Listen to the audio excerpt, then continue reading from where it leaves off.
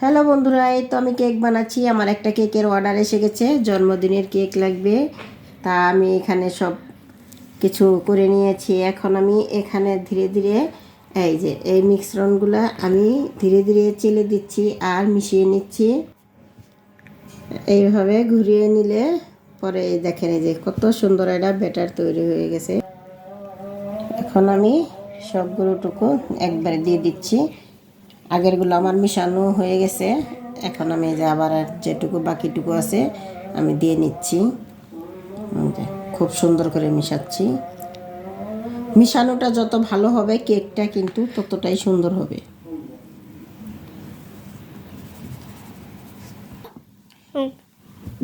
কেকটা চাইছে আমারে একটা কেকের মানে ছবি দিয়েছে, একবার হুবহুব আমার ওইরকমই হতে হবে।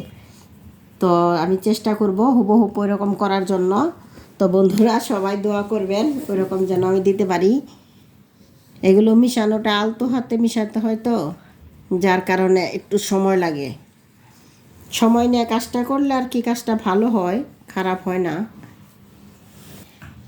এখন আমার মিশ্রণটি মিশানো শেষ হয়ে গেছে। এখন দেখেন এটা খুব আলতো হাতে মিশাতে হবে। এটা যখন জোরে জোরে করতে যান ফোমটা কিন্তু নষ্ট হয়ে যাবে। ফোমটা নষ্ট হলে কিন্তু কেকটা ভালো হবে না। দেখেন কত সুন্দর করে আমার মিশানো হয়ে গেছে। দেখেন এখানে আমি কাগজ দিয়ে তেল ব্রাশ করে নিয়েছি। এখানে আমি এখন এই কেকের পেস্টটা দিয়ে দিব। ব্যাটারটা এখন আমি এখানে ঢেলে দিব। বিসমিল্লাহির রহমানির রহিম। হ্যাঁ, এটা এখন আমি নাচায় নাচায় নিচ্ছি যাতে কোনো বাবু বাবু বাবু না থাকে গো। বাবুলস কই বেরোবাই না, বাবু টাবু যাই কই না কেন, যাই হোক নাচিয়ে নাচিয়ে নিলাম। এই দেখেন অর্ধেকটা দিলাম, ফুলে এটা ডোল হয়ে যাবে। আপনাদের সাথে একটু মজা করলাম, মজা হিসাবে নিয়েন। তো এই তো এখন আমি এটা বসিয়ে দেবো চুলায়।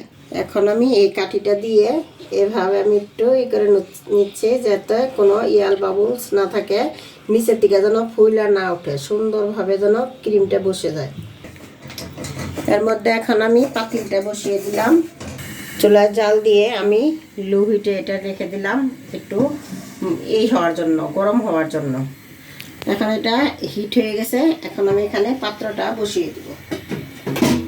এখানে আমি একটি না দুইটি স্ট্যান্ড দিয়ে দিয়েছি। এখন আমি এখানে সুন্দর করে বসিয়ে দিলাম। এখন আমি ঢাকনাটা দিয়ে দিচ্ছি। এই যে দুইটাই দিয়ে দিলাম। জাস্ট আধা ঘন্টায় হয়ে যাবে। লো হিটে দিলাম, মিডিয়াম।